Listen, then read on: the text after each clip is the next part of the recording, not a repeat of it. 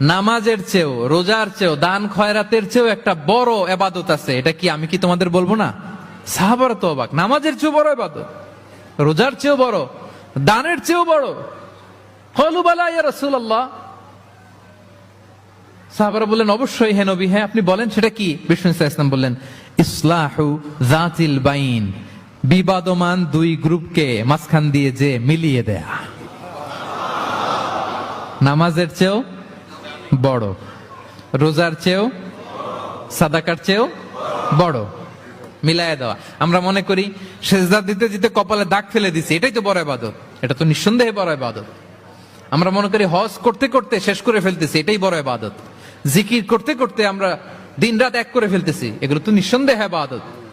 কিন্তু দুই ভাই বিবাদমান দুই গ্রুপের মধ্যে আপনি যদি মিলিয়ে দেন, এগুলো নফল রোজা, নফল দান, নফল সালাতের চেয়েও বেশি সওয়াবের কাজ। পড়েন সুবহানাল্লাহ।